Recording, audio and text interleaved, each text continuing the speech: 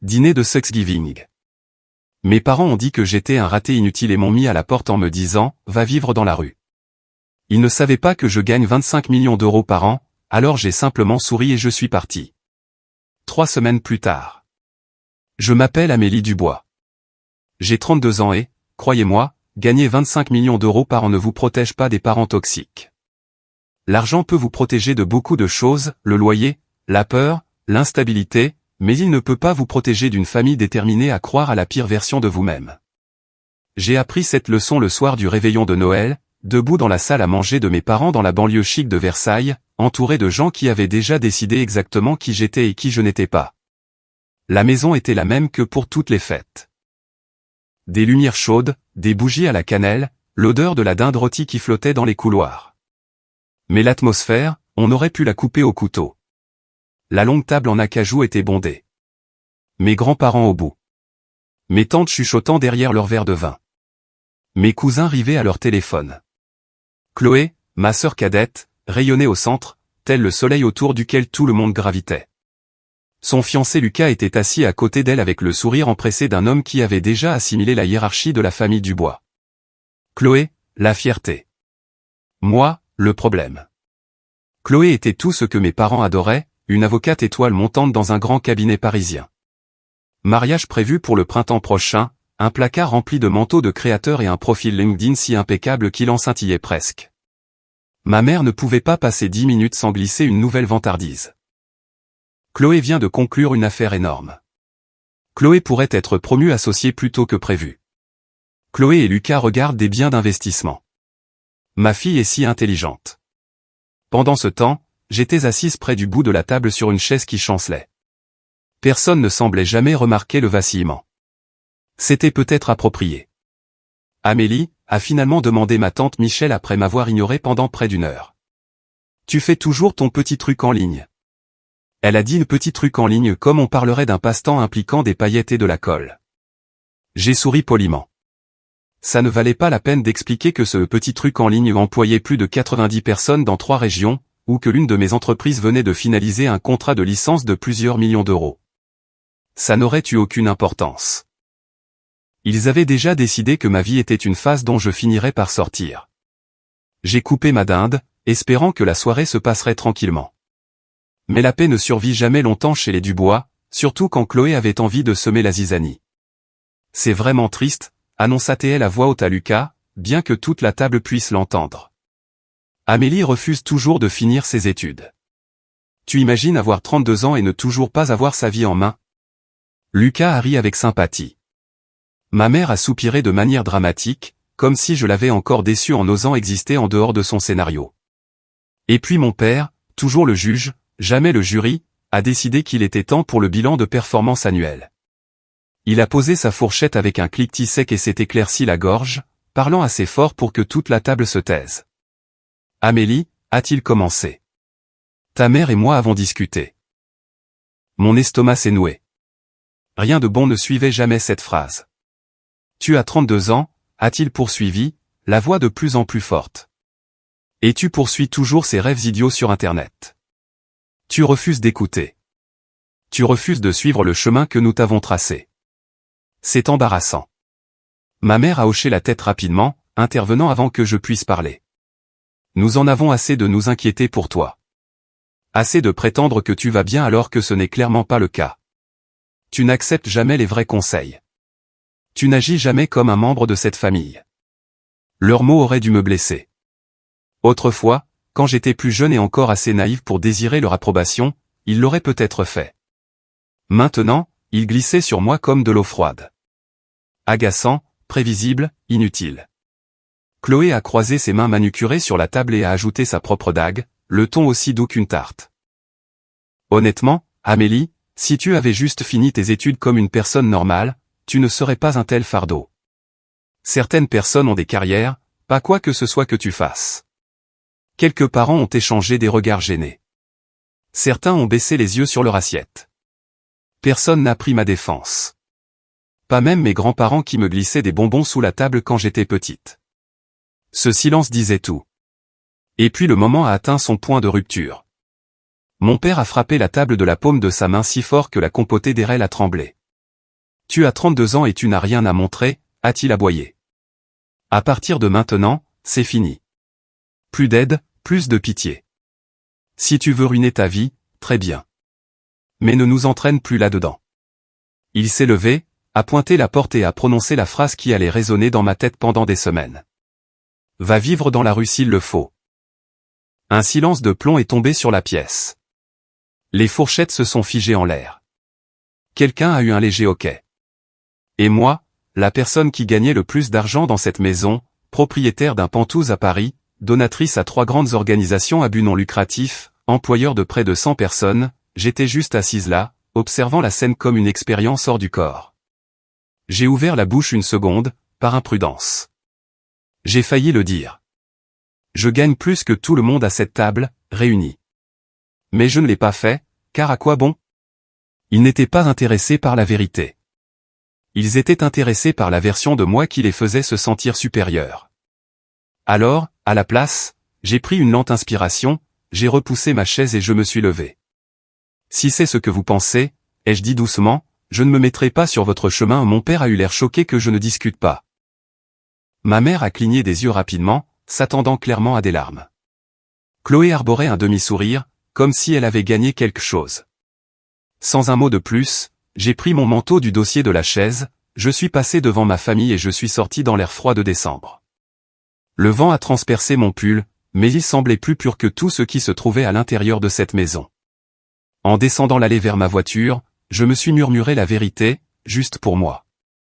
Ils n'ont aucune idée que je gagne 25 millions d'euros par an. J'ai ouvert la portière, je suis monté et j'ai démarré le moteur.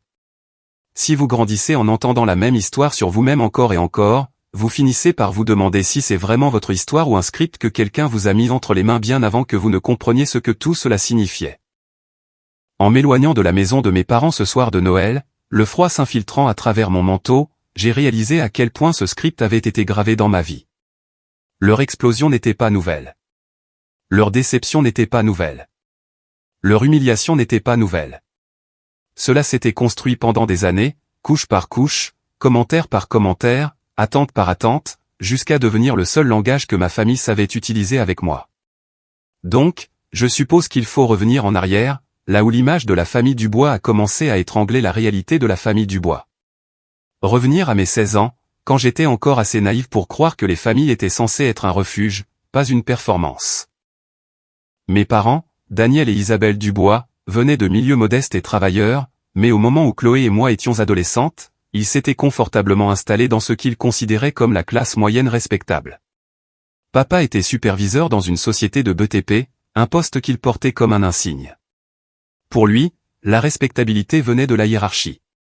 Quelqu'un au-dessus de vous, quelqu'un en dessous, et vous bien au milieu, admiré par les voisins pour votre fiabilité et votre stabilité. Il repassait ses chemises de manière obsessionnelle. Il se présentait formellement, même lors des barbecues dans le jardin. Il ne supportait pas l'idée d'être perçu comme inférieur dans quelque contexte social que ce soit. Maman était infirmière scolaire, du genre chaleureuse avec les élèves mais froide avec les adultes. Elle avait une question directrice dans la vie, la même qu'elle répétait comme une prière, que vont penser les gens? Pas que veux-tu, ni qu'est-ce qui te rend heureuse, seulement que vont penser les gens? Toute son existence tournait autour de l'évitement de toute tâche potentielle sur l'image de la famille. La réputation n'était pas seulement importante pour elle. C'était son oxygène.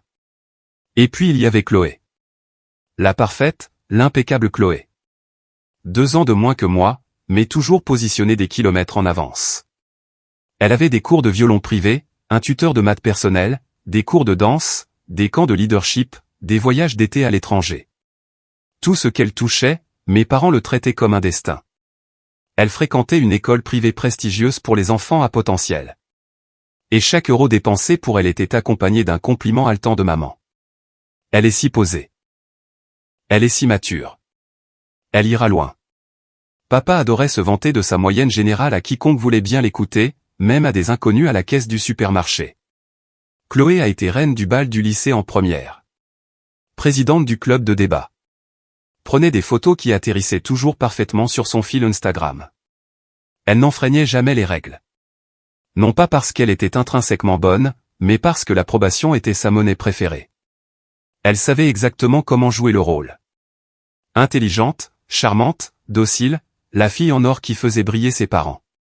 Et puis il y avait moi, l'autre fille. J'aimais les ordinateurs, le codage, construire de petits sites web à partir de rien, passer des nuits à disséquer le back-end des plateformes de e-commerce, fasciné par le fonctionnement des algorithmes. Je pouvais perdre des heures à déboguer une seule ligne de code et être ravi quand je trouvais enfin la solution. Je n'étais pas intéressé par les bals ou les concours de popularité. Je n'étais ni gracieuse, ni posée, ni photogénique comme ma mère le souhaitait désespérément. J'aimais le calme. J'aimais être seul. Pour mes parents, cela signifiait que j'étais bizarre, asocial, pas une personne de contact. Ils le disaient comme un diagnostic. Quand j'ai commencé à aider de petites entreprises à gagner de l'argent en ligne à 16 ans, en construisant des pages web, en concevant des automatisations de mails, en testant des textes publicitaires, mes parents n'ont pas vu de talent. Ils ont vu une phase, une bizarrerie, quelque chose dont je sortirais une fois que j'arrêterais d'être difficile. Pendant ce temps, tout ce que faisait Chloé était applaudi comme si elle avait inventé la gravité. Je me souviens encore du dîner où elle avait eu 19/20 à un contrôle de biologie. Ma mère a trinqué avec du champomis comme si elle avait été acceptée à la faculté de médecine.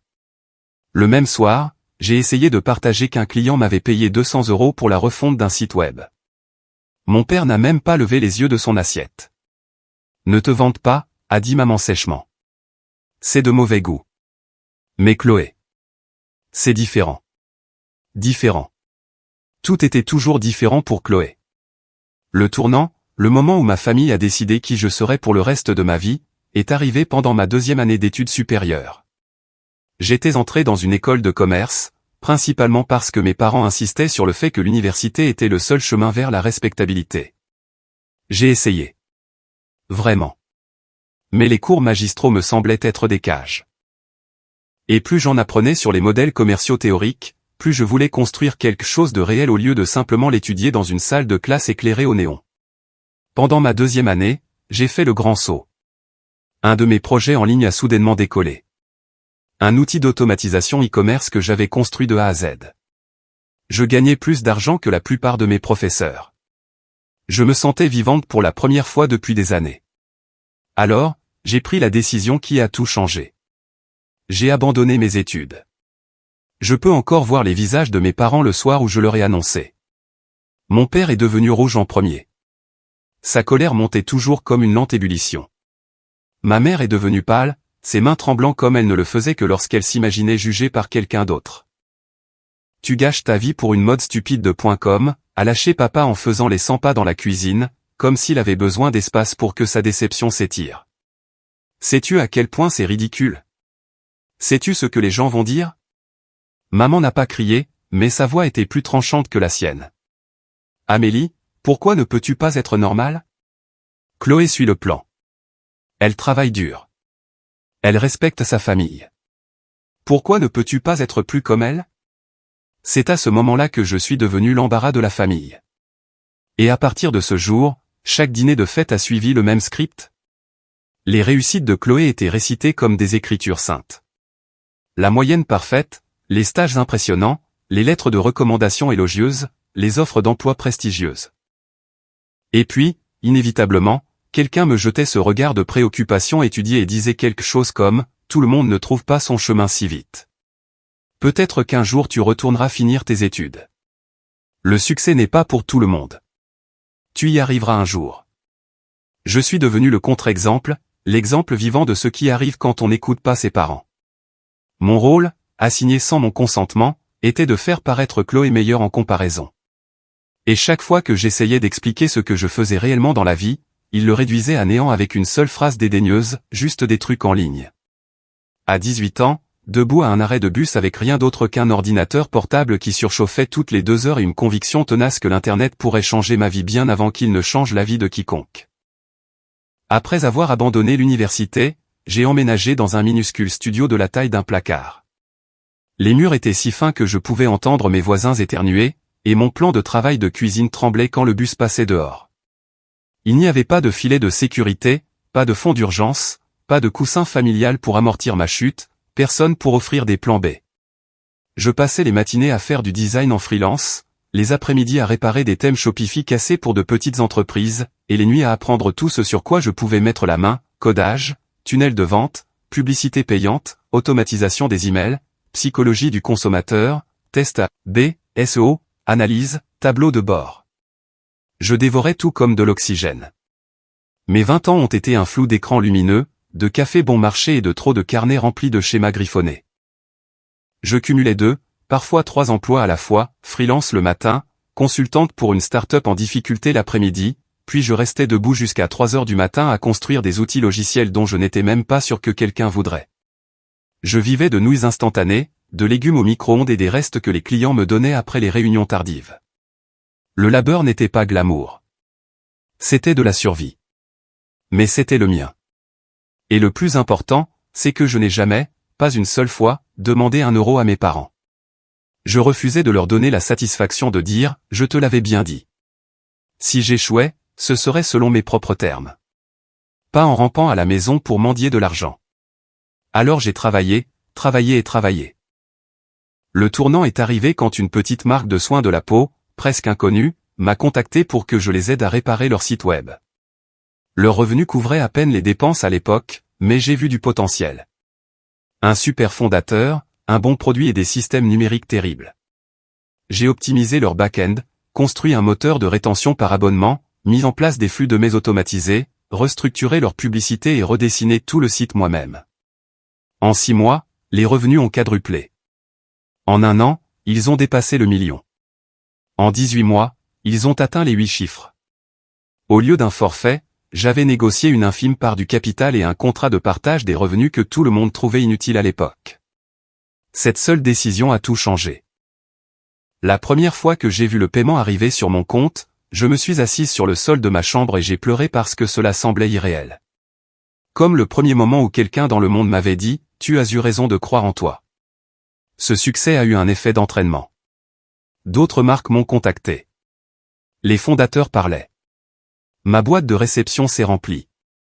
Soudain, j'avais plus de travail qu'une seule personne ne pouvait en gérer. Alors, j'ai fait ce qui me terrifiait et m'excitait. J'ai commencé à embaucher. D'abord un designer, puis un acheteur média, puis un analyste de données, puis un assistant de développement. Et c'est ainsi que mon opération solo s'est transformée en une véritable agence, Dubois Système Numérique, spécialisée dans l'automatisation e-commerce et la croissance des performances. Mais je ne me suis pas arrêté là. J'ai créé un outil SaaS qui automatisait la rétention client pour les boutiques Shopify. À l'origine, un projet passion que j'avais construit à 2 heures du matin en mangeant de la pizza froide, et que j'avais lancé discrètement, en espérant peut-être une poignée de clients. Il a explosé. En 6 mois, il avait des milliers d'utilisateurs payants. En 1 an, il est devenu l'épine dorsale d'une demi-douzaine de marques de taille moyenne. À partir de là, tout s'est développé. 3 autres sociétés ont vu le jour sous mon égide. Une spécialisée dans l'optimisation publicitaire par l'IA, une autre offrant des systèmes d'automatisation en marque blanche pour les agences, et un cabinet de conseil pour les fondateurs passant de 6 à 7 chiffres. Chaque année apportait de nouvelles sources de revenus, des contrats de licence, des revenus d'abonnement, des contrats de services, des partenariats de données. Je me suis diversifié aussi agressivement que je travaillais. Au moment où j'ai eu 30 ans, les systèmes Dubois étaient devenus un empire discret que personne en dehors de mes clients, partenaires et employés ne connaissait vraiment. Je l'ai construit intentionnellement de cette façon, sous le radar, privé, contrôlé. Maintenant, à 32 ans, ma vie ne ressemblait en rien au récit d'échecs auquel mes parents s'accrochaient. Je vivais dans un pantouf surplombant la Seine à Paris, payé en totalité, acheté avant mon 30e anniversaire. Des baies vitrées du sol au plafond, un bureau à domicile avec des écrans sur mesure et un rack de serveurs privés, un balcon avec vue sur les bateaux-mouches glissant sur l'eau.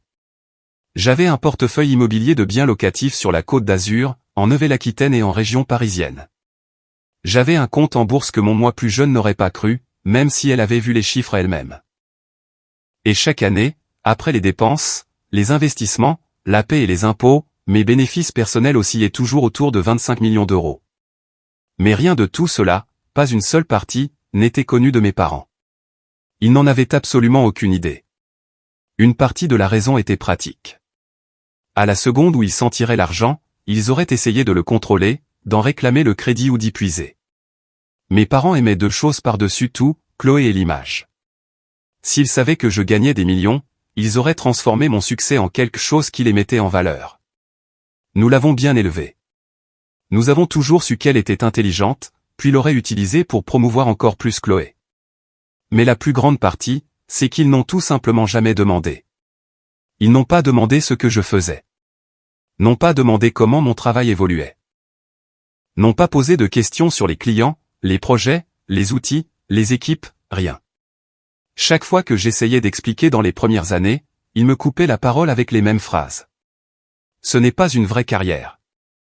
C'est instable. Ce n'est pas respectable. Finalement, j'ai arrêté d'essayer.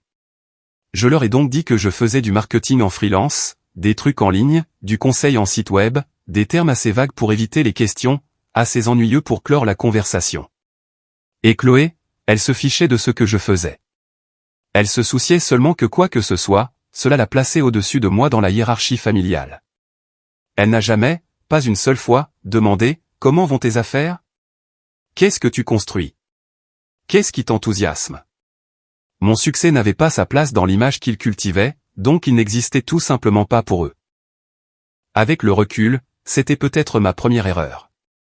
Je pensais que si je gardais mon monde séparé du leur, je pourrais éviter les retombées émotionnelles qui ont explosé ce soir de Noël.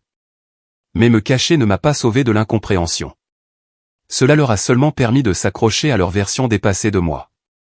Pourtant, je ne changerai rien, car construire tout par moi-même, sans leur louange, leur aide, leur argent ou leur confiance, a rendu chaque victoire plus douce.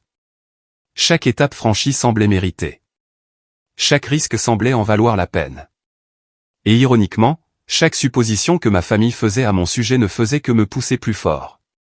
Peut-être qu'une partie de moi a travaillé ces longues nuits juste pour leur prouver qu'ils avaient tort de la manière la plus silencieuse et la plus puissante possible.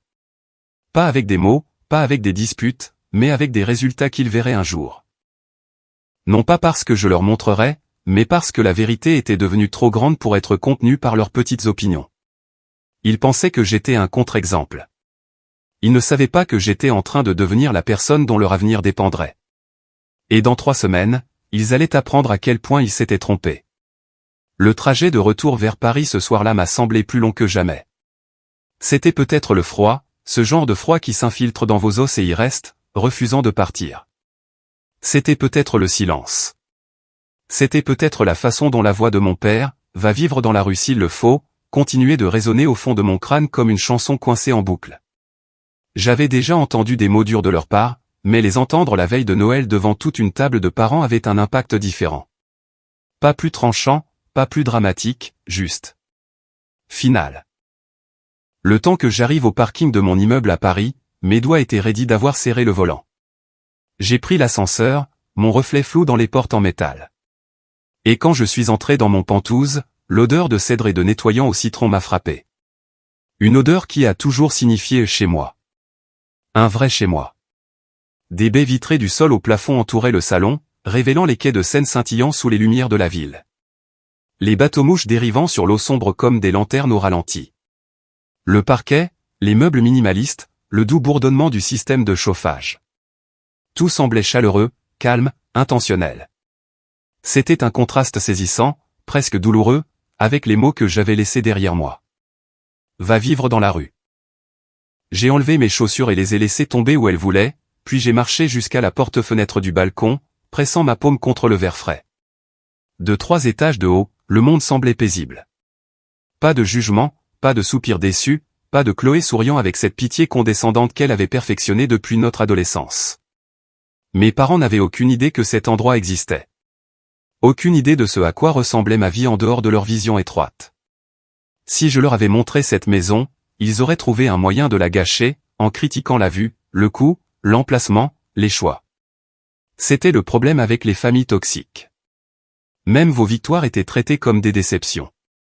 J'ai pris une douche, préparé une tisane à la camomille et essayé de dormir, mais mon esprit ne me laissait pas faire.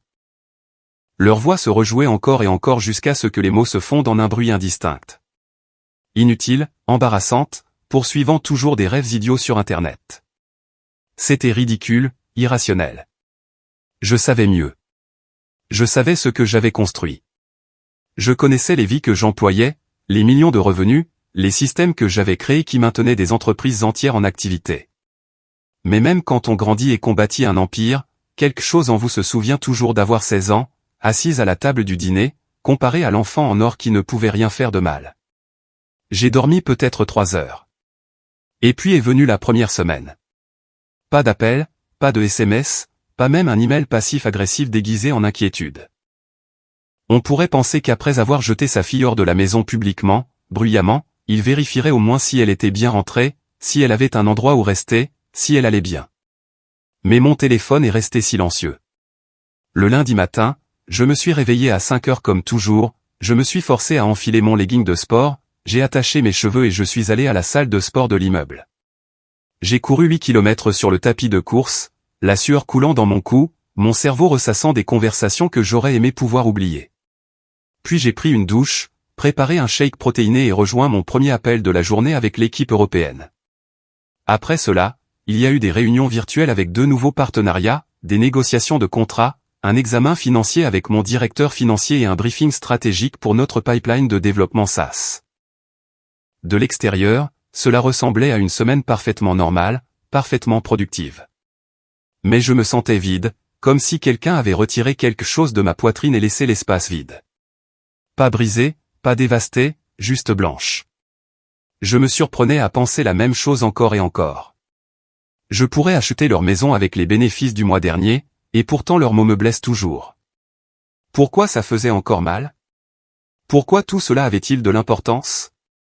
J'avais abandonné leur version du succès il y a des années. J'avais construit quelque chose d'extraordinaire, quelque chose de réel, quelque chose à moi. Pourtant, les ecchymoses émotionnels de l'enfance ne s'estompent pas simplement parce que votre compte en banque grossit. L'argent n'efface pas la partie de vous qui a un jour supplié d'être comprise. Le jeudi, vers l'heure du déjeuner, j'ai ouvert Instagram en attendant que mon plat chauffe et j'ai senti mon estomac se serrer. Chloé avait posté une photo du dîner de Noël, une photo soigneusement mise en scène d'elle, de Lucas et de mes parents debout devant la cheminée, souriant comme une publicité pour le bonheur familial. Elle était radieuse, éclatante sous le filtre, le bras de Lucas autour de sa taille. La main de ma mère reposait sur l'épaule de Chloé avec fierté. Mon père se tenait droit, suffisant, content. La légende disait, tellement reconnaissante pour la famille et les nouveaux départs. Avec un emoji cœur. Mon nom n'était pas mentionné, pas même un vague j'aurais aimé que tout le monde soit là ce soir où il manque quelques personnes, mais toujours reconnaissantes. C'était comme si j'avais déjà été effacé de l'arbre généalogique. Ils avaient l'air entiers, complets, parfaits sans moi. Les commentaires étaient pleins de compliments. Belle famille. Un Noël si béni. Tellement d'amour ici. Félicitations pour les fiançailles. J'ai éteint mon téléphone. Ce soir-là, en me brossant les dents, des souvenirs se sont imposés à mon esprit comme des invités importuns. D'autres fêtes, d'autres dîners, d'autres soirs où le message avait été le même, juste délivré plus doucement. Comme ce Noël où Chloé a eu la grande chambre d'amis et moi le canapé, parce que ça ne te dérange pas, n'est-ce pas, Amélie? Chloé a besoin de bien se reposer pour ses entretiens d'entrée en grande école. Ou ce Pâques où ma tante a essayé de me présenter le fils de sa voisine parce que tu as vraiment besoin de quelqu'un de stable dans ta vie. Ou ce barbecue du 14 juillet où un autre cousin m'a demandé avec la même douce condescendance que j'avais entendue toute ma vie, alors, quand est-ce que tu auras un vrai travail? Quelque chose de, tu sais, respectable. Même la disposition des places à table racontait une histoire. Chloé était toujours assise aux meilleures places, au centre, où la famille pouvait l'admirer. Je finissais toujours sur la chaise pliante dans le coin, à côté de la porte du cellier. Je pensais que c'était une coïncidence. Maintenant, je n'en étais plus si sûr. Un schéma. Tout était un schéma. Et ce Noël n'avait été que la répétition la plus bruyante de ce qui avait déjà été chuchoté pendant des années. Le samedi après-midi, je me suis retrouvé debout près de la fenêtre, à regarder l'eau à nouveau. Des péniches se déplaçaient lentement sur la Seine, le soleil se reflétant sur leurs coques. J'ai alors réalisé que ce que je ressentais n'était pas un chagrin d'amour. Ce n'était pas le choc. C'était la reconnaissance. Il n'avait pas changé. Il ne changerait jamais. Ce qui s'était passé à Noël n'était pas une rupture avec la norme. C'était la norme. Juste affûtée et magnifiée. La même dynamique, le même script, la même hiérarchie. Chloé brillant au centre. Moi poussé sur les bords, jugés pour avoir refusé de suivre leur plan. Mais pour la première fois, au lieu d'essayer de correspondre à leur moule, j'ai compris quelque chose de bien plus important. La deuxième semaine n'a pas commencé avec de la colère. Elle a commencé avec de l'incrédulité. Le genre d'incrédulité stupéfaite et silencieuse que l'on ressent quand on réalise que même après tout, votre famille n'a pas fini de vous faire du mal. Vous pensez que le pire moment a été la nuit où ils vous ont dit d'aller vivre dans la rue. Mais d'une manière ou d'une autre, les vrais dégâts ne viennent pas des cris. Ils viennent des histoires qu'ils racontent sur vous après, quand vous n'êtes pas là pour vous défendre. C'était tôt le lundi matin quand mon téléphone a vibré alors que je révisais une proposition d'un de nos partenaires européens. Le message venait de Manon, ma cousine du côté de ma mère, l'une des seules personnes de la famille qui me traitait comme un véritable être humain plutôt que comme un contre-exemple. Manon avait 2 ans de moins que moi, graphiste vivant à Versailles, et elle avait l'habitude d'envoyer des textos comme de minuscules contrôles de température émotionnelle. Son message disait « Salut, je prends juste des nouvelles. Ça va ? » J'ai entendu un truc bizarre. J'ai répondu « Défini bizarre. » 3 points ont pulsé, disparu, puis sont revenus. Ta mère a dit à tout le monde à l'église que tu squattes des canapés chez des amis à Paris parce que ton petit projet en ligne a échoué. J'ai fixé le message pendant un long moment, sentant un étrange mélange d'amusement et de douleur se tordre dans ma poitrine. Squatter des canapés, projet échoué. Bien sûr. Il ne suffisait pas qu'ils me mettent à la porte. Il leur fallait une histoire qui les fasse passer pour les parents bienveillants et brisés qui avaient tout essayé. J'ai tapé en retour, j'ai 4 chambres et aucun squatteur de canapé, mais c'est bon à savoir. Manon a répondu par un juron de soutien, puis a ajouté, je suis désolé. Ils te font passer pour un animal errant. C'est dégoûtant. Je l'ai remercié, mais la vérité est que la piqûre a été plus profonde que prévu. Parce que ce n'était pas nouveau. C'était ainsi que ma famille fonctionnait face à quelque chose d'inconfortable. Ils réécrivaient la réalité jusqu'à ce qu'ils deviennent les héros et que je devienne le problème. Au cours des jours suivants, d'autres bribes de leur récit m'ont été rapportées par des personnes qui se souciaient assez de moi pour m'avertir. Apparemment, ma mère s'était tenue au milieu de son groupe d'église, l'un de ces cercles hebdomadaires remplis de femmes qui échangeaient des requêtes de prière et des ragots avec le même souffle, et avait soupiré lourdement en peignant le portrait de sa fille capricieuse et têtue. Amélie refuse d'accepter de l'aide, avait-elle dit d'une voix tremblante, comme si elle était la victime de la cruauté d'une fille plutôt que l'auteur d'une vie d'effacement émotionnel. Elle est perdue. Elle continue de poursuivre ses combines en ligne. Nous n'avions pas d'autre choix que de la laisser tomber pour qu'elle apprenne. La laisser tomber. La laisser tomber. Comme s'il ne m'avait pas poussé en premier. Le mercredi soir, Manon a envoyé une autre mise à jour. Une photo prise discrètement derrière une rangée de chaises. Sur celle-ci, ma mère se tenait devant un petit cercle de femmes, serrant son pull comme une veuve en deuil. Les femmes autour d'elle se penchaient, hochant la tête avec sympathie, la réconfortant, validant sa douleur. La légende que Manon a ajoutée sous la photo était « Je suis désolé ». C'est la performance qu'elle donne. J'ai regardé la photo pendant un long moment, sentant quelque chose en moi devenir froid. Pas en colère, même pas triste, juste froid. Parce que j'ai finalement compris quelque chose que je n'avais jamais voulu admettre. Mes parents ne me comprenaient pas seulement mal. Ils avaient besoin que j'échoue. Ils avaient besoin de ce récit pour garder leur propre image polie et intacte, pour expliquer chaque mauvais choix parental, pour justifier leur obsession pour Chloé. En parlant de Chloé, elle ne participait pas seulement, elle s'épanouissait dans les suites de l'affaire. Une de ses amies de la fac de droit, Léa, a posté une story sur Instagram, une photo de brunch avec des mimosas et des toasts à l'avocat, et Chloé riant avec l'assurance de quelqu'un qui n'avait jamais vraiment été défié dans sa vie. La légende en dessous, taguant Chloé, disait, en parlant de trucs de famille, Amélie a vraiment vrillé, hein. Chloé avait répondu dans les commentaires, certaines personnes ne comprennent tout simplement pas la responsabilité. Et puis dans un autre commentaire, nous l'avions prévenu que les ventes multiniveaux n'étaient pas une vraie carrière. Vente multiniveau. Elle disait aux gens que je faisais du marketing de réseau.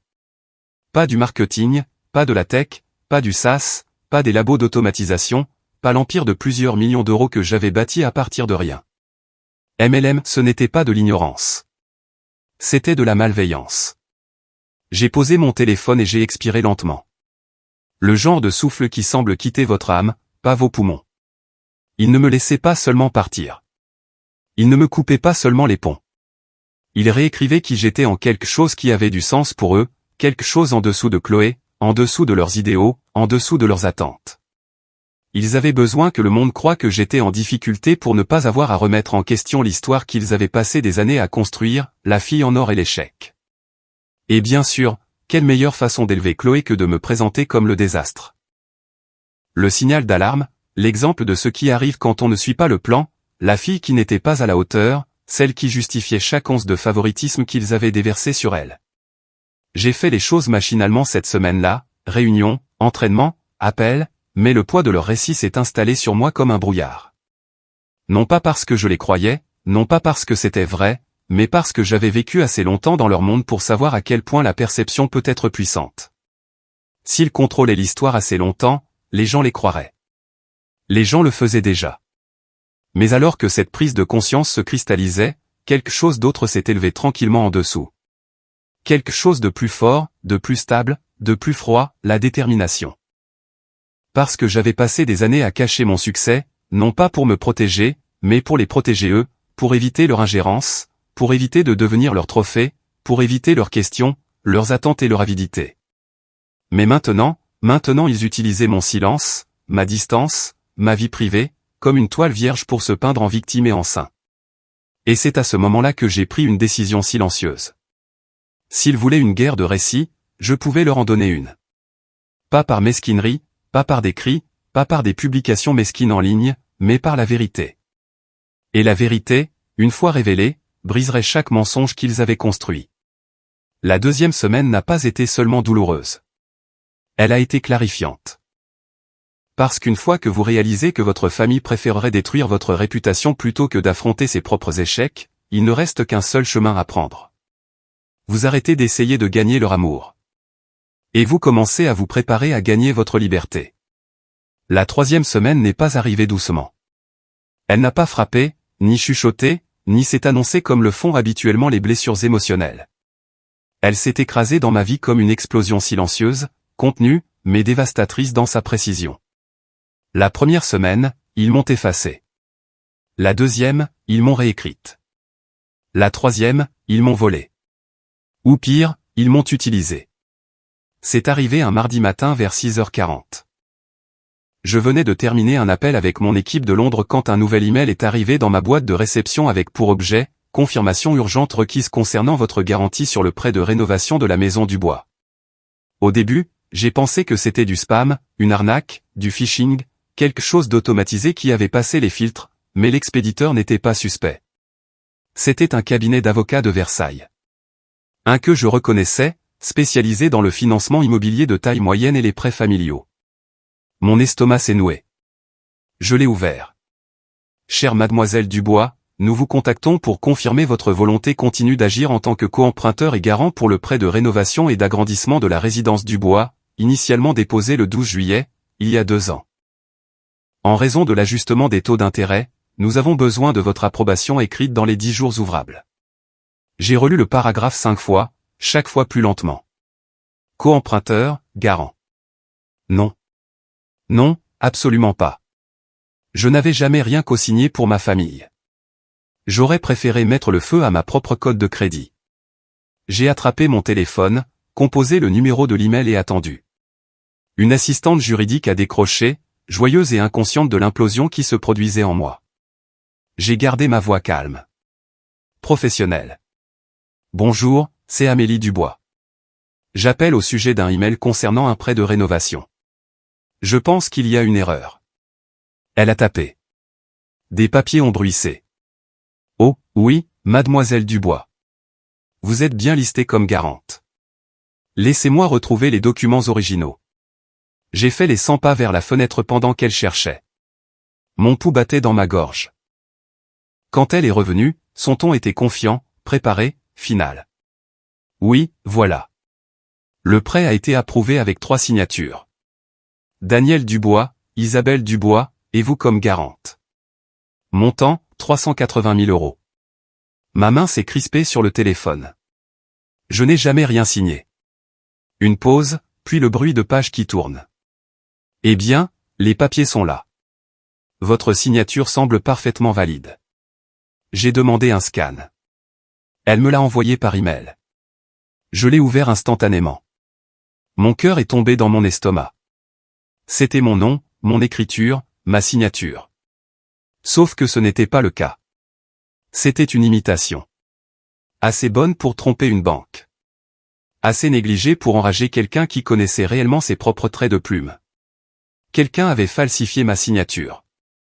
Mes parents avaient falsifié mon nom sur un prêt de 380 000 €. J'ai eu l'impression que la pièce basculait. Je me suis affalé dans mon fauteuil de bureau, fixant le document tandis que mon esprit essayait de donner un sens à tout ça. Un prêt de rénovation il y a 2 ans. Avant leur nouvelle cuisine chic. Avant le réaménagement du jardin dont ils se vantaient, avant le nouveau toit, la terrasse, l'agrandissement de la propriété. Mais j'ai alors remarqué autre chose dans les papiers.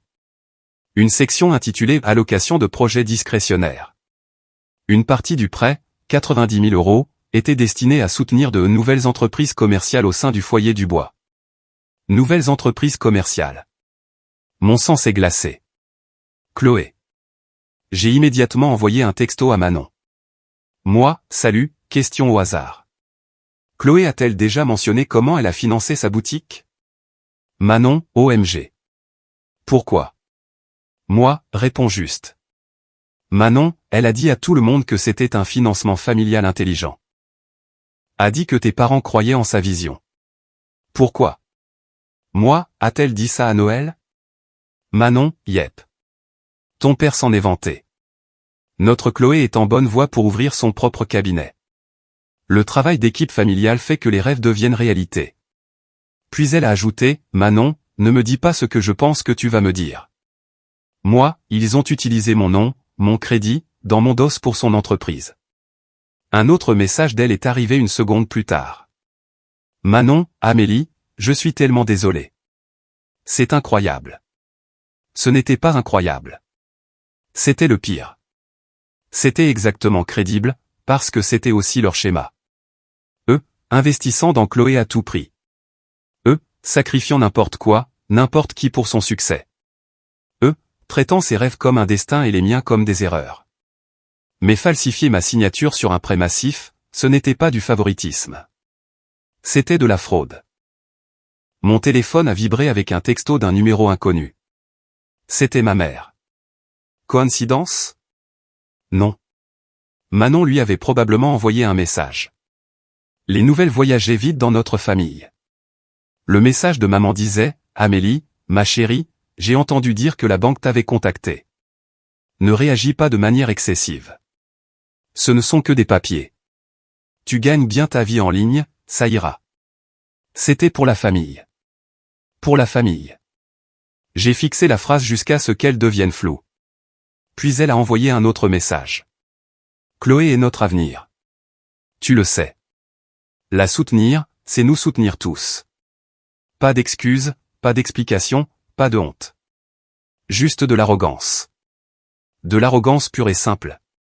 Dans son esprit, mon identité financière était à leur disposition. Ma cote de crédit était un outil pour leur convenance. Mon succès, tel qu'ils l'imaginaient, n'existait que pour servir l'enfant en or. La colère m'a frappé si vite qu'elle m'a coupé le souffle. Pas une colère bruyante, pas le genre qui crie. Une colère froide, précise, stable, concentrée. Parce qu'à ce moment-là, tout s'est cristallisé. Il ne me considérait pas seulement comme inutile. Il ne m'effaçait pas seulement. Il ne mentait pas seulement à mon sujet. Il m'utilisait.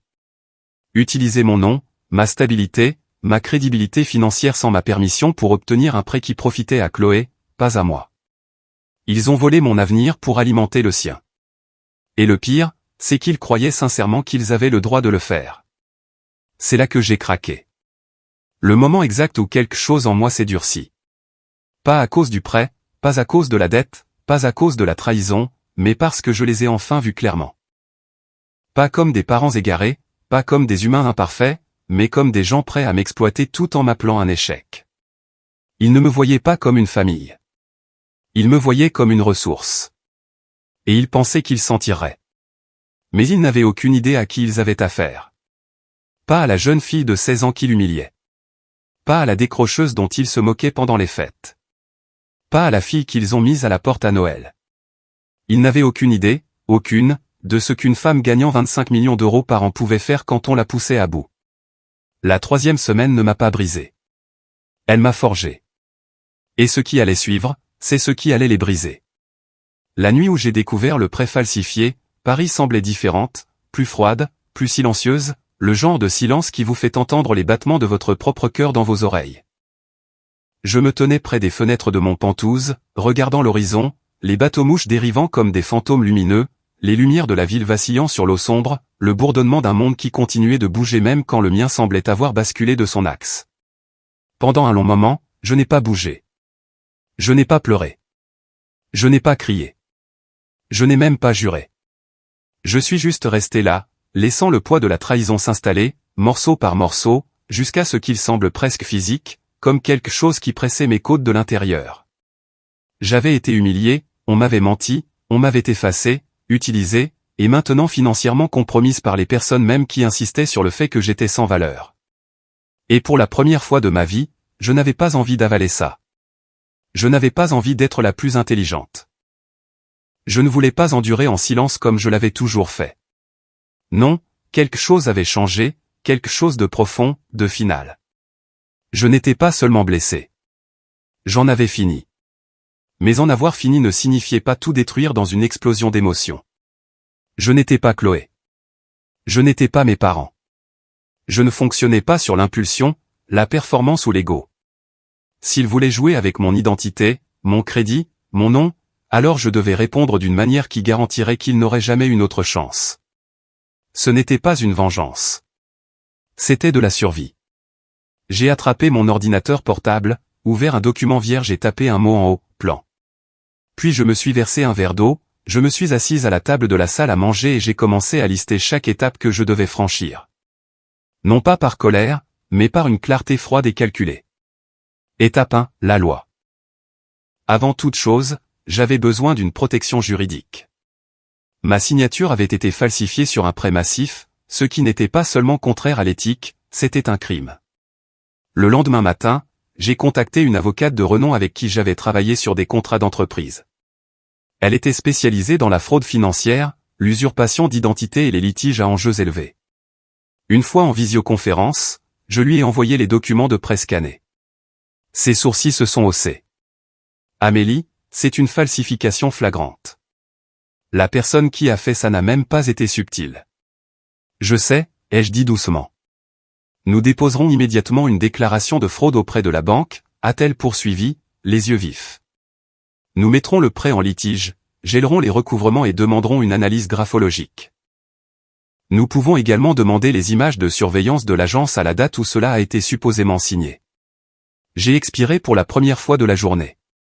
Et si c'était mes parents? Elle n'a pas sourcillé. Alors nous rassemblerons les preuves et nous vous séparerons légalement et financièrement aussi vite que possible.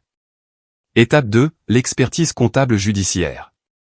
S'ils avaient falsifié un prêt, qui pouvait dire qu'ils n'en avaient pas fait d'autres? J'ai engagé un expert comptable judiciaire, un expert qui traitait des divorces compliqués, des cas de détournement de fonds et des guerres d'héritage.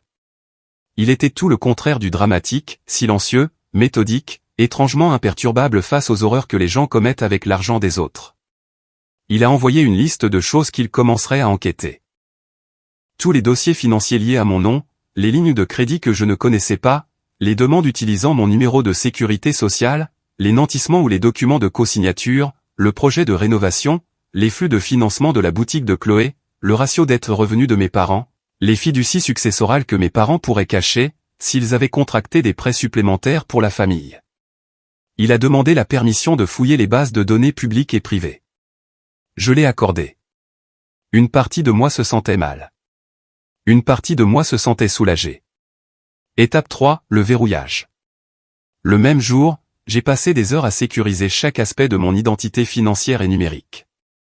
J'ai gelé mon crédit auprès de toutes les agences. J'ai verrouillé chaque compte avec une authentification à 2 facteurs. J'ai changé chaque mot de passe. J'ai désactivé toutes les lignes de crédit obsolètes. J'ai supprimé l'adresse de mes parents de tout ce qui était encore lié à mon nom. J'ai demandé à mon expert comptable de rediriger tous les documents fiscaux de l'entreprise vers un coffre-fort sécurisé. J'ai même demandé une alerte de variation de nom légal pour empêcher quelqu'un d'utiliser une version mal orthographiée de mon nom. Quand j'ai eu fini, toute mon existence financière était fortifiée. Personne ne pourrait plus m'utiliser. Pas même par accident. Étape 4, information, pas vengeance. L'information. La vengeance est émotionnelle. L'information est stratégique. Je ne voulais pas détruire ma famille. Je ne complotais pas pour ruiner la vie de qui que ce soit. Je n'essayais pas de leur faire du mal comme ils m'en avaient fait, mais j'avais besoin de la vérité. Et je devais être préparé, car s'ils étaient prêts à falsifier mon nom une fois, ils le referaient. Et s'ils étaient prêts à me voler pour élever Chloé, on ne pouvait pas savoir jusqu'où ils iraient. Cette nuit-là, assise seule à ma table, regardant les lumières scintiller sur l'eau, j'ai ressenti la douleur de la trahison. Non pas parce que je voulais me venger, mais parce que j'ai finalement compris. J'avais passé des années à essayer de maintenir la paix avec des gens qui étaient à l'aise pour me mettre le feu, et j'en avais fini de brûler pour leur confort. Je ne planifiais pas une guerre. Je planifiais une évasion. Un désengagement net et permanent des personnes qui me voyaient comme un outil.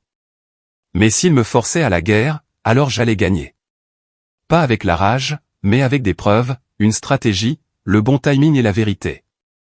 J'ai fermé mon ordinateur portable, je me suis penché en arrière et j'ai murmuré à la pièce vide, ils ont déjà mis le feu à la maison. Je m'assure juste de ne pas brûler avec. Et c'est à ce moment-là que le jeu à long terme a commencé. La 4e semaine n'a pas ressemblé à une guérison. Elle a ressemblé à un allumage, comme si quelque chose en moi s'était enfin mis en place, net et certain, après des années à avoir été poncé pour correspondre à un récit qui n'avait jamais été le mien. Une fois le travail juridique enclenché et l'expert comptable judiciaire ayant commencé à éplucher les couches des finances de ma famille, quelque chose d'inattendu m'a envahi. La concentration. Pas l'intensité frénétique et axée sur la survie de mes débuts de vingtaine. Pas la productivité engourdie de la première semaine, mais une concentration plus profonde, plus nette, plus puissante. Le genre que l'on obtient quand on arrête de s'excuser pour son existence. Je me suis replongé dans le travail avec une clarté que je n'avais pas ressentie depuis des mois, peut-être des années. Je me suis réveillé à 4h55 au lieu de 5h. J'ai devancé le lever du soleil à la salle de sport. J'ai atteint mon rythme de croisière avant même que mon équipe ne se connecte. J'avais l'impression d'avoir mué d'une peau dans laquelle je ne réalisais pas que j'étais piégé. La douleur de la 3e semaine avait aiguisé quelque chose en moi, l'avait affiné, avait dépouillé les dernières bribes d'hésitation. Amélie reconstruit son pouvoir, mais discrètement. En quelques jours, j'étais plongé dans des plans d'expansion que j'avais précédemment mis en attente. Non pas parce que je n'étais pas prête, mais parce que j'avais été distraite par le fantasme qu'un jour ma famille me verrait différemment. Plus maintenant. J'ai donné le feu vert à l'ouverture d'un bureau satellite à Londres pour nos clients britanniques. En même temps, mon responsable des opérations à Berlin finalisait un bail pour un 2e hub, un studio d'innovation axé sur les intégrations d'IA pour l'automatisation du commerce de détail. C'était une idée qui traînait dans mon carnet depuis des mois, attendant le bon moment. Apparemment, la trahison crée le timing parfait. En 2 semaines, nous avons conclu un partenariat avec un grand conglomérat de vente au détail, un accord d'une valeur de 8 chiffres sur 3 ans. Je me suis envolé pour leur siège, je suis entré dans une salle de réunion vitrée surplombant la ville et j'ai scellé l'accord avec une poignée de main et une clause de non-divulgation qui rendrait nerveux même les fondateurs chevronnés. Ils ne savaient rien de mes drames familiaux. Ils n'avaient pas besoin de le savoir. Ils ont vu la compétence, la stratégie, l'exécution, la version de moi que mes parents refusaient de voir. La reconnaissance, mais selon mes termes. Le succès attire l'attention. La même semaine où l'accord de vente au détail est devenu officiel, j'ai été invité à participer à un podcast de premier plan pour les femmes dans la technologie et l'entrepreneuriat. L'animatrice, une figure très respectée de la tech, a posé des questions que personne dans ma famille ne m'avait jamais posées. Comment êtes-vous resté discipliné au début de votre vingtaine? Que diriez-vous aux jeunes femmes qui sont sous-estimées? Quelle est la plus grande idée fausse que les gens ont sur votre domaine? Idée fausse, facile. Que ce n'est pas réel tant que quelqu'un d'autre ne le juge légitime. Elle a hoché la tête avec une compréhension silencieuse. Puis est venue une demande d'article d'un grand magazine économique. Il voulait mettre en lumière les fondatrices de moins de 35 ans qui avaient bâti des entreprises de plusieurs millions d'euros discrètement, sans capital risque. J'ai accepté, mais à une condition. Aucune mention de ma famille, pas de nom, pas d'historique qui me liait à eux. Mes réussites ne leur appartenaient pas, et je n'allais pas leur donner la satisfaction de s'approprier ma nouvelle visibilité. Puis le rapport de l'enquêteur est tombé. Il est arrivé un vendredi soir, un dossier de PDF, de feuilles de calcul, d'analyse d'actifs et d'historique financier reconstitué. Je me suis versé une tasse de thé, je me suis assise sur mon canapé et j'ai ouvert le premier fichier. Puis le suivant, et le suivant. À chaque page, ma mâchoire se serrait. Mes parents se noyaient. Leurs prêts de rénovation avaient des mois de retard. Les intérêts s'accumulaient. Leur maison, celle d'où ils m'avaient chassé, était inscrite en garantie. L'entreprise de papa, Dubois Rénovation, perdait de l'argent depuis plus d'1 an. Les commandes étaient en baisse, les fournisseurs impayés, les outils vieillissants, les contrats tombaient à l'eau. Ils étaient à 3, peut-être 4 mois du défaut de paiement. Et puis il y avait Chloé. Sa boutique, son cabinet, sa fierté, sa déclaration au monde, étaient en hémorragie financière. La vitrine qu'elle louait se trouvait dans un quartier artistique coûteux. Sa marque était magnifique. Son marketing était impeccable, mais les fondamentaux de l'entreprise étaient pourris. Ses dépenses étaient le double de ses revenus. Elle avait embauché trop de monde trop tôt. Elle était en retard sur les salaires, en retard sur les impôts, en retard sur tout, et pire que tout, une part massive du prêt de rénovation lié à ma signature falsifiée avait été discrètement injectée dans l'entreprise en faillite de Chloé. L'enquêteur a inclus des captures d'écran et des traces bancaires. Ce n'était pas de l'incompétence. Ce n'était pas un accident. C'était délibéré. Ils utilisaient mon nom, mon identité financière, pour soutenir le rêve effondré de l'enfant en or. Je n'ai pas pleuré, pas tremblé, pas ragé. Je n'ai rien ressenti au début. Puis quelque chose d'autre est monté. Une clarté nette, propre, dangereuse. L'opportunité se présente. Le dimanche matin, j'ai reçu un email d'une société de capital investissement avec laquelle j'avais investi l'année précédente, un groupe spécialisé dans l'acquisition de propriétés en difficulté et de petites entreprises en faillite. Ils voulaient m'offrir un premier aperçu d'une nouvelle liste d'acquisitions avant qu'elle ne soit mise aux enchères publiques. J'ai ouvert le document. Mon cœur s'est arrêté. C'était là. Dubois Rénovation, listé comme un actif en difficulté à haut risque, susceptible de faire défaut dans les 90 jours. Garantie, la maison de la famille Dubois, plus le terrain adjacent. Et en dessous, sous participation liée, un petit bail commercial lié à une boutique spa-cabinet appartenant à C. Dubois. L'entreprise de Chloé. Toutes deux se noyaient, toutes deux liées au même prêt falsifié, toutes deux sur le point de s'effondrer. La société prévoyait d'acheter les actifs à un prix très réduit, pour une bouchée de pain, puis de les vendre ou de les réaffecter à de nouveaux investisseurs. Je savais comment cela fonctionnait. J'avais moi-même investi dans des transactions de ce type. Des acquisitions discrètes, des transitions propres, pas d'émotion, juste des chiffres. Soudain, j'ai vu tout le chemin se dérouler comme un plan. Si le prêt faisait défaut, et il le ferait, si la propriété devenait en difficulté, et c'était le cas, et si la société l'acquérait, ce qui était très probable, je pourrais intervenir en tant qu'investisseur silencieux, posséder la maison que mes parents adoraient, posséder l'entreprise que mon père prétendait être son héritage, posséder le bail commercial dont Chloé se vantait, posséder tout ce pourquoi ils avaient utilisé mon identité. Non par vengeance, non par dépit, par conséquence.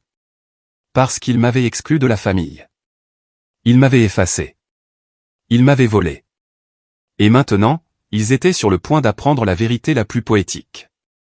Quand on vit au crochet de quelqu'un qu'on traite d'inutile, il faut prier pour que cette personne ne réalise jamais sa propre valeur. J'ai fermé l'email lentement. Pour la première fois de ma vie, je ne me sentais pas petite. Je ne me sentais pas comme la fille oubliée, le mouton noir ou la déception. Je me sentais puissante, silencieuse, stratégique, concentrée. Il ne s'agissait plus de vengeance. Il s'agissait de récupérer chaque morceau de moi qu'ils avaient essayé de prendre et de construire quelque chose de si indéniable que leur monde entier basculerait au moment où ils apprendraient qui j'étais vraiment. Et ce moment approchait à grands pas. 3 semaines après Noël, Paris scintillait de lumière de fête. L'air sentait le pain froid et la cannelle lointaine. Le genre d'atmosphère festive qui adoucit les contours des villes. Mais sous toute cette chaleur, quelque chose de tout à fait différent pulsait en moi. La résolution. Nette. Claire. Inébranlable. 3 semaines. Juste assez pour que mes parents inventent leurs histoires. Assez pour que Chloé poste des clichés soignés de sa vie parfaite. Assez pour qu'ils croient que le récit qu'ils avaient fabriqué sur moi avait remplacé la vérité. Mais aussi assez pour que quelque chose d'autre se produise. Quelque chose qui allait changer tout le paysage de notre dynamique familiale en une seule soirée.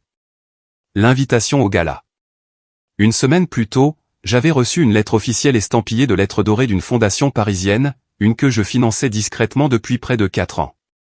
Mon entreprise contribuait à leur initiative de logement pour les jeunes chaque trimestre. J'avais toujours insisté pour rester anonyme, préférant que mon argent parle plus fort que mon nom. Mais cette année, la présidente de la fondation voulait honorer un donateur en particulier, quelqu'un qui avait donné assez pour construire 2 nouveaux complexes de logements pour les jeunes sans-abri et financer un programme de bourse pour les adolescents intéressés par la technologie. Moi. Amélie, avait-elle dit au téléphone, sa voix chaleureuse et déterminée. Il est temps que la communauté sache qui est derrière ce travail. S'il vous plaît, laissez-nous vous honorer publiquement. J'ai hésité, non pas parce que j'avais besoin de l'attention, mais parce que l'exposition n'avait jamais été mon objectif. Mais quelque chose en moi a chuchoté que le moment était bien choisi. Que peut-être, après tout, laisser le monde me voir clairement n'était pas de la vanité. C'était de la réappropriation. Alors j'ai dit oui. La nuit du gala. La salle de bal brillait de lumière blanche cascadant de lustres en cristal. Les tables étaient drapées de velours bleu marine. L'air était rempli du doux murmure de l'élite des affaires parisiennes, des donateurs, des bénévoles et des responsables de la ville. Je suis arrivé dans une robe vert émeraude foncé, les cheveux relevés, le maquillage subtil mais intentionnel. Je ressemblais à une version de moi que ma famille n'avait jamais pris la peine d'imaginer. Soignée, puissante, présente sans excuse. En donnant mon manteau au vestiaire, j'ai balayé la pièce du regard. C'est là que je les ai vus.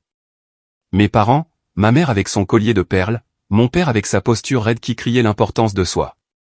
Chloé, enveloppée dans une robe à paillettes, s'accrochant au bras de Lucas comme un sac à main de créateur. Ils se tenaient près d'une table de leur groupe d'église, riant doucement, buvant du champagne offert, profitant de la grandeur d'un événement auquel ils se sentaient clairement honorés d'être invités. Ils ne m'avaient pas encore vu, et ils n'avaient certainement aucune idée de la raison de ma présence. L'annonce, 1 heure après le début de l'événement. Les lumières se sont légèrement tamisées alors que le maître de cérémonie montait sur scène. La foule s'est tue. Mon cœur battait contre mes côtes, non pas de nervosité, mais d'anticipation. Le MC a souri, balayant la pièce du regard. Ce soir, a-t-il commencé, nous voulons honorer quelqu'un d'extraordinaire. Une vague d'intérêt poli a parcouru la foule. Un donateur qui a discrètement financé certains de nos programmes les plus importants. Quelqu'un dont le succès dans la technologie, l'automatisation et le e-commerce a permis de loger plus de 140 jeunes au cours des 2 dernières années. J'ai regardé mes parents bouger. Chloé s'est redressée. Aucun d'eux ne se doutait de rien. Et cette année, après beaucoup de persuasion, a poursuivi le MC, elle a accepté de nous laisser la reconnaître publiquement. Chloé s'est penchée vers ma mère, lui chuchotant quelque chose de suffisant. J'ai failli rire. Le MC a élevé la voix avec insistance. Veuillez vous joindre à moi pour applaudir notre plus grande donatrice de l'année, une femme dont les entreprises génèrent plus de 25 millions d'euros par an. Ma mère s'est figée. Madame Amélie Dubois. Les applaudissements ont monté comme une vague. Des centaines de personnes ont applaudi. Un projecteur a balayé la pièce et s'est posé sur moi alors que je me levais. Au moment où la lumière a frappé mon visage, les expressions de mes parents se sont effondrées. La bouche de mon père s'est ouverte. Ma mère a cligné des yeux rapidement, comme si elle essayait de réconcilier le non avec la réalité. Chloé est devenue rigide, son faux sourire se fissurant comme de la vieille peinture. J'ai marché vers la scène, chaque pas résonnant dans la salle de bal, chaque pas réécrivant des années de leur récit en temps réel. Sur scène, j'ai atteint le micro, les applaudissements s'estompant en un silence attentif. J'ai souri chaleureusement, légèrement, mais avec le genre de sang-froid qui ne vient qu'après avoir survécu au feu. Merci, ai-je commencé. Je suis honoré. J'ai laissé mes yeux parcourir la pièce, passant brièvement sur mes parents, mais sans m'arrêter sur eux. Ils ne méritaient pas cette reconnaissance. Pas ici. J'ai créé ma première entreprise à 19 ans, ai-je dit. À l'époque, beaucoup de gens m'ont dit que ce n'était pas réel, que le travail en ligne était une phase, que je ne ferais jamais rien de moi. Ma mère a tressailli. Mon père a détourné le regard. Chloé a dégluti. Mais j'ai appris quelque chose d'important, ai-je poursuivi, gardant ma voix stable, chaleureuse. On nous dit parfois que nous sommes inutiles, que notre travail est stupide, que nos rêves ne sont pas respectables. Un murmure a parcouru l'audience. Mais les rêves n'ont pas besoin de permission, et le succès n'a pas besoin d'être compris par tout le monde pour être réel. La salle a éclaté en applaudissements. Mes parents sont restés figés, leurs expressions un mélange d'incrédulité et de réalisation étouffante. Chloé souriait crispée, comme si elle essayait de prétendre qu'elle ne s'effondrait pas intérieurement. Je suis descendu de la scène alors que les flashs des appareils photo illuminaient la pièce. Plusieurs participants m'ont félicité, me serrant la main, me remerciant pour le travail que j'avais financé. J'ai accepté avec grâce, chaque compliment étant un autre point dans le récit que je me réappropriais. De l'autre côté de la salle de bal, ma mère est finalement sortie de sa stupeur. Elle a tâtonné pour trouver son téléphone, tapant furieusement. Mon sac a vibré une minute plus tard. « Maman, Amélie, pourquoi ne nous as-tu rien dit? Nous sommes si fiers de toi. » J'ai fixé le message. Fiers. Maintenant qu'ils avaient été publiquement corrigés, maintenant qu'ils réalisaient que leur fille inutile et ratée avait financé des programmes que leur cercle social admirait. Maintenant que leur récit ne correspondait plus à la réalité. J'ai fermé le message, l'ai laissé en lube et j'ai remis mon téléphone dans ma pochette. Parce que ce soir, il ne s'agissait pas d'eux. Il ne s'agissait pas de leur prouver qu'ils avaient tort. Il ne s'agissait pas de validation. Il ne s'agissait pas encore de vengeance. Ce soir, il s'agissait de reprendre l'histoire, de montrer au monde qui j'étais vraiment, et de me rappeler que je n'avais jamais eu besoin de leur approbation pour briller. Le règlement de compte financier, la vraie vengeance, était encore à venir. Mais ceci, c'était la première frappe. Une vérité publique si indéniable qu'elle a brisé chaque mensonge qu'ils avaient construit. Et pour la première fois de ma vie, je n'étais pas invisible. J'étais indéniable. 3 semaines après le gala, la tempête a finalement éclaté, tranquillement, exactement comme je le savais. Pas avec des sirènes, des cris ou des révélations dramatiques, mais avec un simple email de mon avocate à 7h12. Amélie, le prêt de Dubois Rénovation est officiellement en défaut. Procédure de saisie engagée. Le groupe d'investissement procède à l'acquisition. Je me suis assise dans ma chaise de cuisine, le café réchauffant mes mains, et j'ai laissé la vérité s'installer. Ça arrivait. Tout, exactement comme l'enquêteur l'avait prédit. L'entreprise de papa, Dubois Rénovation, n'a pas pu survivre au fardeau de la dette. Ses fournisseurs avaient retiré leur contrat. Ses derniers clients se sont désistés. La paie était en retard. Et comme le prêt de rénovation était lié à la maison familiale, le défaut a également déclenché la saisie de la maison. La société de capital investissement avec laquelle je m'étais discrètement associé a agi immédiatement, se précipitant pour acquérir les actifs en difficulté en un seul lot. Une transaction qui ressemblait à une simple opération de portefeuille sur le papier. Professionnelle, propre, légale, rien de personnel. Sauf que l'investisseur majoritaire derrière cette transaction, c'était moi. L'entrepôt qui abritait les outils de mon père, le petit bureau de la rue de l'église dont il se vantait depuis 20 ans, la maison où il m'avait dit d'aller vivre dans la rue. Tout cela était maintenant sous le contrôle d'une société dont la propriété effective ne mentionnait qu'un nom, Amélie-Hélène Dubois. Non par malveillance, non par sabotage, par conséquence. Par cause à effet, par leur propre décision. La réunion. Je ne voulais pas de chaos. Je ne voulais pas de cris. Je ne voulais pas d'affrontement sur leur pelouse. Non, ça, c'était le style de Chloé. Dramatique, émotionnel, conçu pour la sympathie. Je voulais de la clarté, une clôture, des limites. Alors, j'ai demandé à mon assistante d'envoyer un message. Invitation à dîner. Opportunité commerciale qui pourrait aider la famille. Un lieu était joint, le restaurant le plus chic de Paris, terrain neutre, assez public pour que tout le monde reste civil. Ils ont accepté instantanément. Et quand ils sont entrés ce soir-là, c'était comme regarder des acteurs dans une pièce de théâtre. Mes parents se sont approchés avec des sourires trop larges, des voix trop douces. Ma chérie, s'est extasiée ma mère, m'embrassant sur la joue comme si elle n'avait pas dit aux gens que je squattais des canapés. Nous sommes si heureux de te voir. Mon père m'a serré la main comme un homme saluant une PDG qu'il voulait désespérément impressionner. Nous avons entendu des choses incroyables, Amélie. Juste incroyables. Chloé s'est penchée près de moi, sa voix sirupeuse. Ce discours au gala, incroyable. On devrait totalement collaborer. Ma boutique pourrait aider tes clients à créer des expériences de luxe. Je n'ai pas corrigé son incompréhension de ce que je faisais réellement. Ça n'en valait pas l'énergie. Nous nous sommes assis. Les boissons ont été servies. La conversation polie flottait sur la table comme des bulles délicates, trop fragiles pour être touchées. Après l'arrivée des entrées, j'ai sorti un dossier en cuir sombre de mon sac et l'ai posé sur la table. Voilà, ai-je dit calmement, pourquoi je vous ai demandé de venir. Le sourire de Chloé a vacillé.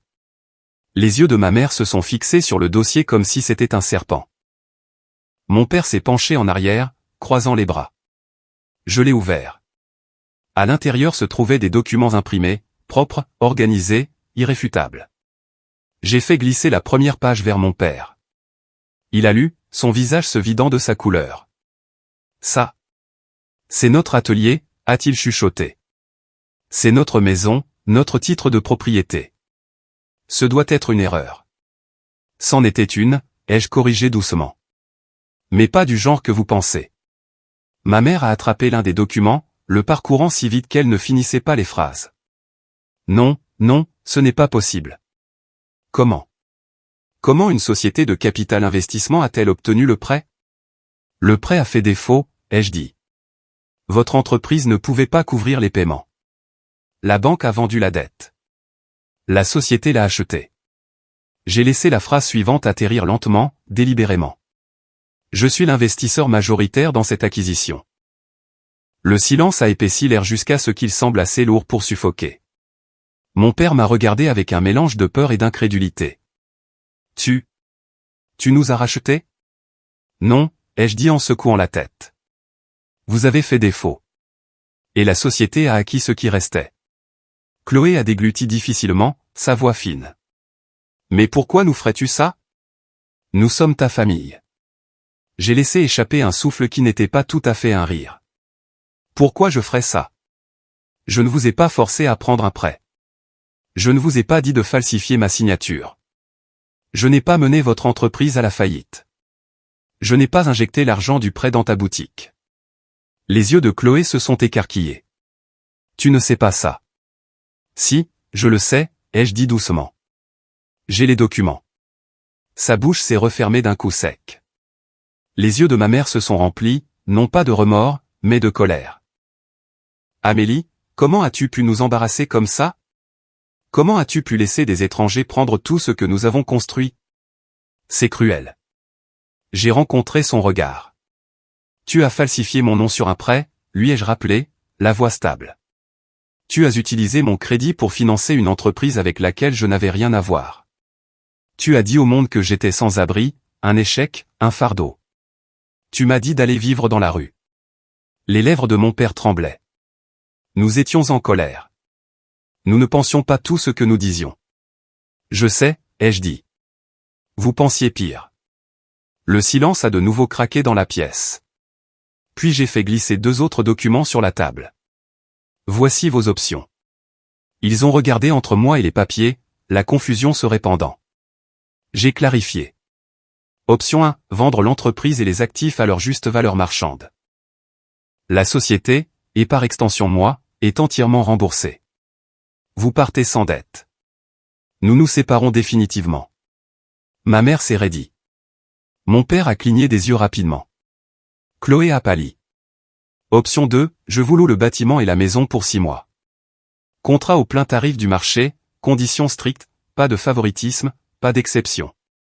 Et quand le bail expirera, nous couperons tous les liens.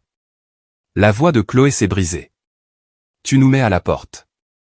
Je vous donne des options, ai-je corrigé. Ce que vous ne m'avez jamais donné. La main de mon père a tremblé alors qu'il attrapait la dernière page. Ce n'était pas financier. C'était juridique. Une déclaration. Vous signerez, leur ai-je dit, reconnaissant que vous avez utilisé mon identité sans mon consentement. Je ne poursuivrai pas au pénal. En échange, vous n'interférez plus dans ma vie. Plus de mensonges. Plus d'histoire à l'église. Plus de réécriture de qui je suis. Ma mère a couvert sa bouche, les yeux humides. Amélie, tu laisserais notre famille s'effondrer pour ça? J'ai enfin laissé la vérité reposer sur la table entre nous. Vous l'avez déjà laissé s'effondrer, ai-je dit doucement. Je refuse simplement de rester dans les décombres. Chloé a essayé une fois de plus, tendant la main sur la table comme si elle avait le droit de me toucher. Amélie, s'il te plaît. Tu ne peux pas juste partir. Nous sommes une famille. J'ai regardé sa main, puis son visage. Une famille ne falsifie pas votre signature, ai-je dit. Une famille ne vous vole pas. Une famille ne vous traite pas d'inutile et ne vous dit pas d'aller vivre dans la rue. Je me suis levé, remettant le dossier dans mon sac. Vous ne m'avez pas traité comme une famille, ai-je terminé. Vous m'avez traité comme une garantie. Ma mère a murmuré mon nom comme une prière. Mon père a essayé de se lever. Chloé a tendu la main à nouveau, désespérée, mais j'ai reculé, avec une clarté calme et finale, j'ai mis fin à tout. Vous m'avez dit d'aller vivre dans la rue, ai-je dit, la voix basse mais stable. Alors, j'ai choisi d'acheter la rue à la place. Puis je me suis retourné et j'ai quitté le restaurant, sans jamais regarder en arrière. Parce qu'au moment où j'ai quitté cette table, je les ai enfin quittés. Non pas dans la colère, non pas dans la vengeance, mais dans la liberté. 6 mois plus tard, Paris semblait différente. Non pas parce que la ville avait changé, mais parce que j'avais enfin assez de paix en moi pour remarquer à nouveau les choses. L'odeur de l'eau salée dérivant de la Seine. Le bourdonnement des bateaux-mouches traversant l'horizon. La douce lueur des fenêtres des cafés lors des promenades matinales. Pour la première fois de ma vie d'adulte, le monde ne me semblait pas être quelque chose contre lequel je devais me battre juste pour exister. Il me semblait être quelque chose que je pouvais construire, dans lequel je pouvais respirer, vivre. Mes parents, sans les projecteurs. Les nouvelles ont voyagé tranquillement, comme le fait souvent la vérité quand il ne reste plus d'ego pour la diffuser. Mes parents ont tout vendu. Dubois Rénovation est parti en premier. Après des mois à s'enfoncer plus profondément dans les dettes, ils ont accepté l'option de rachat. Propre, simple, assez pour qu'ils puissent fermer la porte sans scandale. Ils ont déménagé dans une maison plus petite à 2 villes de là, une modeste maison vieillissante de 2 chambres qui ressemblait à peine à l'endroit où j'ai grandi. Leur groupe d'église les saluait toujours poliment, mais les projecteurs auxquels ils s'étaient si désespérément accrochés s'étaient estompés. Les gens chuchotaient moins. Il assistait à moins d'événements. Sans la façade d'une entreprise florissante ou d'une fille parfaite à exhiber, ils sont restés entre eux. Je ne prenais pas de leurs nouvelles, mais des gens qui tenaient à moi le faisaient. Manon, ma cousine, parfois Jacob. Il livrait toujours les nouvelles avec douceur, comme s'il manipulait du verre qui m'avait autrefois coupé les mains. Ils sont plus calmes maintenant, m'a dit Manon une fois. La vie les a rendus humbles, a ajouté Jacob. Peut-être pour la première fois. Chloé, sans le chemin doré. La chute de Chloé a été plus silencieuse, mais plus lourde. Sa boutique a fermé une fois que le pipeline de financement du prêt de rénovation s'est tari. Elle a essayé de la sauver en réduisant ses effectifs, en déménageant dans un espace plus petit. Mais sans un flux constant d'argent emprunté, le calcul ne fonctionnait pas. Elle a essayé de pivoter. Stylisme, conseil, atelier de personal branding, mais les clients ont cessé de venir une fois que le nom de famille n'était plus synonyme d'influence. Aux dernières nouvelles, elle avait emménagé dans un petit appartement et avait commencé à travailler à temps partiel dans un magasin de détail, tout en réfléchissant à ses prochaines étapes. Elle n'était pas ruinée, juste forcée à la réalité, forcée à se construire sur ses propres jambes, pas sur l'échafaudage du favoritisme. Et honnêtement, c'était la chose la plus juste qui pouvait lui arriver. Ma vie à Paris, une nouvelle définition du foyer. Mon appartement donnait sur les quais de Seine, chaleureux, rempli de plantes, habité. Une cuisine qui sentait toujours le café. Un coin lecture près des grandes fenêtres. Un espace de travail avec d'immenses écrans et des croquis de nouvelles idées de produits épinglés au mur. Cela ne ressemblait pas à une récompense. Cela ressemblait à quelque chose que j'avais mérité bien avant de me permettre de le réclamer. Mais la meilleure partie, les gens à l'intérieur. Ma famille de cœur, mes amis les plus proches, les membres principaux de mon équipe, ma mentor, une investisseuse plus âgée qui m'avait pris sous son aile non pas pour ce que je gagnais, mais parce qu'elle m'a vu. Et les voisins, l'artiste à la retraite d'en bas qui apportait de la soupe maison quand elle savait que je travaillais tard. Le couple d'à accent grave côté qui m'invitait à leur brunch du dimanche. Le barista qui connaissait ma commande sans demander. Aucun d'eux ne se souciait de qui était ma famille. Aucun d'eux ne m'utilisait comme un contre-exemple ou un accessoire. Ils me voyaient simplement. Rendre l'appareil comme personne ne l'a fait pour moi. Je me suis retrouvé attiré par les jeunes fondateurs, en particulier ceux qui avaient été rejetés par leur famille, sous-estimés, à qui on avait dit que leur rêve n'était pas de vraie carrière. Je suis devenu mentor de manière discrète et structurée, non pas pour remplacer ce que j'avais perdu, mais pour devenir celle dont j'avais besoin quand j'avais 20 ans. Puis j'ai financé un programme de bourse, petit au début, conçu pour les étudiants coupés financièrement parce qu'ils ne suivaient pas le chemin traditionnel. Codage, entrepreneuriat, design, e-commerce, des domaines où les enfants non conventionnels s'épanouissent. Chaque fois que je signais un document pour une nouvelle subvention, je sentais une partie de mon moi plus jeune redresser les épaules. « Tu n'as pas tort », chuchotait-elle. « Tu n'as jamais eu tort. » Un Noël entre amis, une table où j'ai enfin ma place. En décembre, j'ai organisé un dîner de Noël pour mes amis pour la première fois. Ce n'était pas prévu pour être émouvant. Je voulais juste des gens que j'aimais autour d'une table avec de la bonne nourriture et des lumières chaudes. Mais quand tout le monde est arrivé, Jacob avec sa tarte maison, ma mentor avec une pile de cartes manuscrites, les membres de mon équipe avec des rires et une énergie bruyante, j'ai senti quelque chose bouger dans ma poitrine, une plénitude que je n'avais jamais ressentie à la table de la famille Dubois. À mi-chemin du dessert, quelqu'un a demandé doucement « Est-ce qu'il te manque parfois ?» La pièce est devenue silencieuse. J'y ai pensé honnêtement, j'ai pris mon temps. Parfois, ai-je admis, en faisant tourner doucement mon verre. L'idée de me manque. Quelques hochements de tête autour de la table. Mais la version de moi que je devais être avec eux ne me manque pas, être constamment rabaissé ne me manque pas, la table a semblé expirer.